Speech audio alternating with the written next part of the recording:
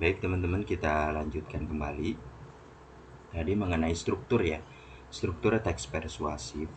Jadi yang pertama tadi ada yang disebut dengan tesis ya. Jadi tadi kan saya bilang bahwa tesis itu adalah ide pokok penulis. Nah, ide pokok penulis yang berisi tentang kejadian atau gejala tentang suatu hal yang diangkat atau yang dibahas atau yang dituliskan teman-teman ya. Gitu. Itu kira-kira yang disebut dengan tesis. Tadi kan saya sebutkan bahwa contohnya ada di halaman 143. Jadi 143 teman-teman bisa baca paragraf pertama, itu yang disebut dengan tesis.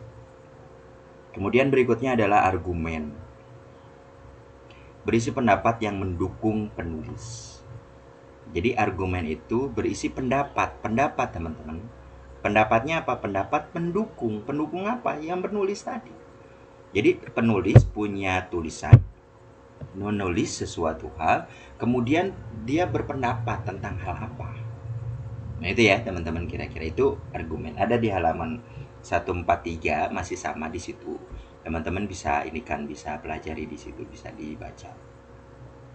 Kemudian yang terakhir adalah rekomendasi. Rekomendasi itu adalah ajakan penulis terhadap pembaca. Ajakan penulis terhadap pembaca. Jadi ajakannya itu berupa apa? Nah itu ya, ada di halaman 144, teman-teman bisa lihat rekomendasi itu seperti apa dan bisa dibaca. Nah itu ya, jadi struktur teks persuasif itu ada 3, tesis, argumen, dan rekomendasi. Itu ya teman-teman. Baik, kita lanjutkan. Berikutnya adalah struktur kebahasaan. Struktur kebahasaan itu yang pertama ada di halaman 145 mengenai konjungsi. Nah, konjungsi itu artinya kata hubung. Kata hubung nama lainnya adalah konjungsi ya. Perlu diingat ya, konjungsi adalah kata hubung. Kata hubung nama lainnya adalah konjungsi. Itu masih itu juga maksudnya. Nah, jadi konjungsi ini apa fungsinya? Fungsi konjungsi itu pertama adalah kata atau kelompok kata yang menghubungkan. Nah, berarti konjungsi itu menghubungkan dua satuan bahasa. Nah, dua satuan bahasa yang sederajat gitu ya. Boleh bisa kata dengan kata ya. Mobil dan motor. Nah, itu kata dengan kata kan? Oke. Frase dengan frase. Frase dengan frase tadi sama. Frasenya bisa kata benda, bisa juga bukan. Contohnya gunung, apa namanya, dan laut. Nah, itu sama-sama frase gitu ya. Kemudian kalimat dengan kalimat. Kalimat dengan kalimat contohnya gini. Rizky menggambar eh, pemandangan. Rizky menggambar pemandangan dan Evan menggambar mobil. Nah, itu kan sama-sama kalimat. Gitu ya. Rizky menggambar mobil itu kalimat. Evan menggambar eh Rizky menggambar pemandangan dan Evan menggambar mobil. Nah, itu kan sama-sama kan? Ada dan di situ. Nah, berarti menghubungkan kalimat dengan kalimat. Kemudian konjungsi yang banyak dipakai. Nah, apa saja sih konjungsi yang banyak dipakai? Yang pertama adalah oleh karena itu. Nah, itu konjungsi. Oleh karena itu konjungsi. Sehingga itu sama. Agar sama.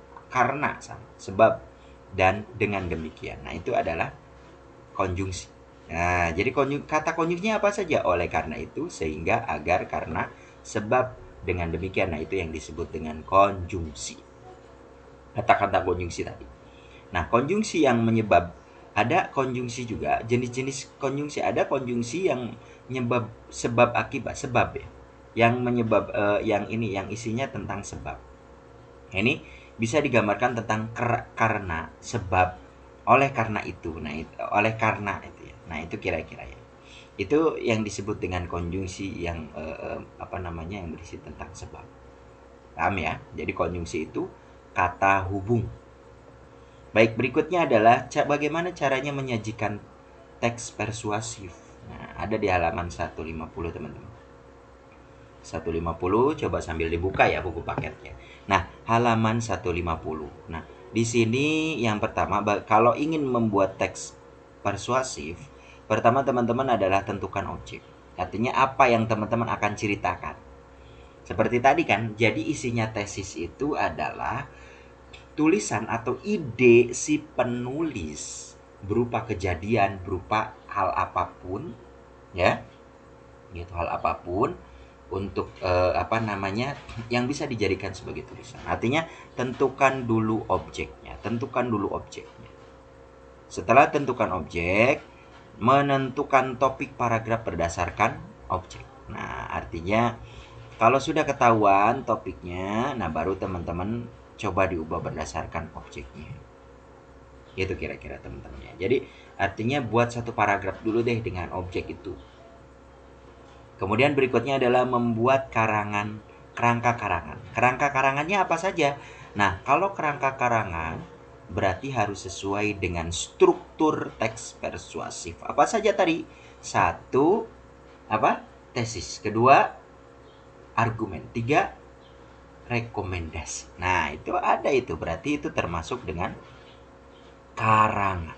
Kerangka karangan. Berikutnya apa? Menyusun kalimat utama dengan benar.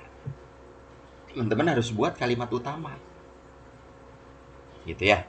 Kemudian yang berikutnya adalah menyusun kalimat penjelas dan menjelaskan kalimat utama. Nah, ini satu kesatuan ini, poin ini ya. Poin ketiga, keempat dan kelima ini satu kesatuan. Kalau ada kalimat penjelas utama berarti ada kalimat penjelas yang menjelaskan kalimat itu.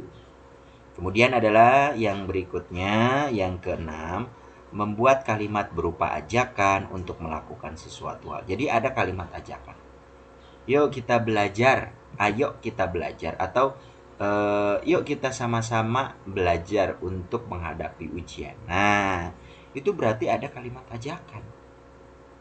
Terus kemudian menggambarkan, mengembangkan karangan atau paragraf. Artinya yang asalnya satu paragraf ditambah jadi 2, jadi 3 dan sebagainya. Itu kira-kira. Ada di halaman 143 ya teman-teman, contohnya yang tadi saya ini kan ya, 143 dan 144. Di situ ada tentang karangannya, kemudian ada juga perihal ininya ya teman-teman. Nah, itu diperhatikan. Baik, kita lanjutkan. Ini cara menyusunnya ya. Jadi ada sekitar satu, menentukan objek, kedua kemudian membuat satu paragraf terlebih dahulu dari objek yang dipilih, membuat kerangka karangan, menyusun kalimat utama dengan benar, melengkapi kalimat utama dengan kalimat penjelas, membuat kalimat gitu ya berupa ajakan, kemudian mengembangkan paragraf. Nah, itu yang disebut dengan menyajikan teks. Kemudian berikutnya adalah unsur kebahasaannya. Ini yang terakhir teman-teman ya. Ada kalimat persuasif. Kalimat persuasif itu apa? Kalimat yang isinya mempengaruhi. Jadi kalimat persuasif adalah kalimat yang mempengaruhi atau mengajak atau menghimbau para pembaca.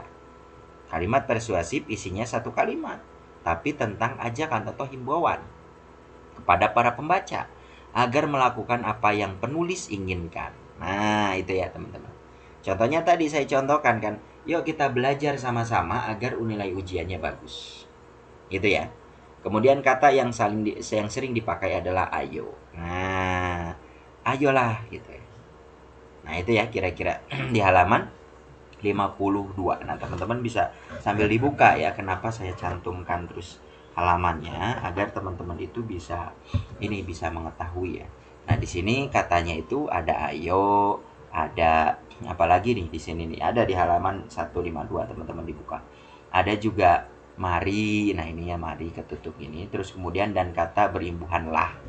Ayolah gitu ya. Kita belajar sama-sama. Nah, itu kira-kira teman-teman ya mengenai teks persuasif. Oke, karena sudah habis gitu ya. Oke, kalau ada yang belum mengerti boleh ditonton ulang video ini. Terus kemudian teman-teman simak dengan baik, kemudian samakan dengan buku paketnya. Gitu ya. Kalau misalnya masih belum paham juga boleh WA atau nggak boleh diskusi nanti ketika kita pertemuan di Zoom ya, itu teman-teman ya. Oke, tetap semangat, sehat selalu, jaga kondisi, jangan lupa berdoa, mudah-mudahan corona ini cepat selesai. Oke, demikian mari kita akhiri dengan baca hamdalah sama-sama. Alhamdulillahirrabbilalamin. Sehat selalu, tetap semangat. Assalamualaikum warahmatullahi wabarakatuh.